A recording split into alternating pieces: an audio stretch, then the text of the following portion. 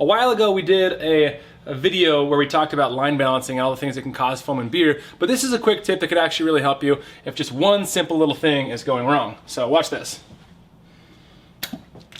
It'll burp like that, and then it'll take a while to go back to normal. Once it's normal, you can pour a regular glass of beer because the lines are balanced and everything else is good. But that one burp, if you get that in the cup, will turn the whole thing into foam. So let me show you why that burp's happening. Go ahead and turn the fan off in there. So if you look in the line, I don't know if you can see that, but there's a little bubble right there of gas. Why that happens is that there'll be small spaces under the coupler right there that'll cause air to get in. So there's two different ways that you can work on fixing that. So the first is just making sure that your coupler is seated correctly. Not all coupler sizes are exactly the same, so sometimes if you have a coupler that's too small, it's really easy to over tighten that coupler and make it so that it tilts just enough that small amounts of air can get into that line right there.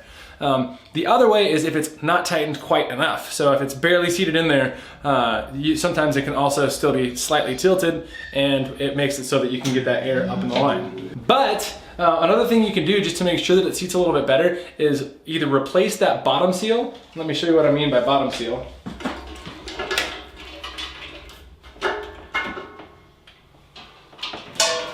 You can replace this bottom seal right here if it's starting to crack, because if it's cracked, that gas can get up into the line. And there's also a probe washer right on the side of the probe that sticks down into the keg. So if those two things are cracked, you can replace those, and you can also put some keg lube on there. The keg lube actually serves as, think of it like Teflon tape, where it will make it a lot harder for air to get in that spot in the line. So let's go ahead and seat this properly, and then I'll show you what the pour will look like without that bubble of air.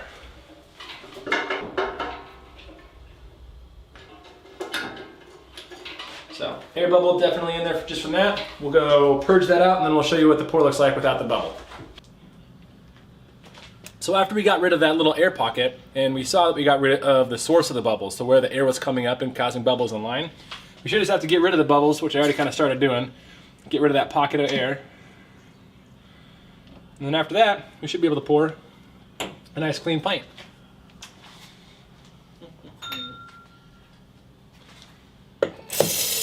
See if it worked.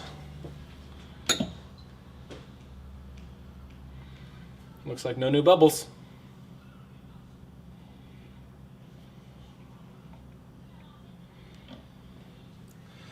And just like that, we're back to a perfect pour. If you didn't check out our video on line balancing, I'll link it below, and then I'll put a little iCard up so you can check that out. Please let me know if you've got any questions on your draft system or anything else for you to troubleshoot.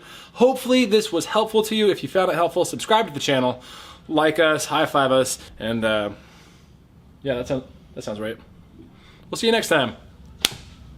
And there's two different tips to that. First is you don't over tighten.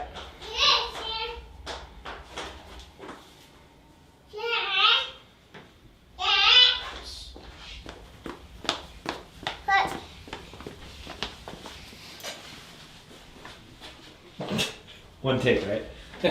Close-ish.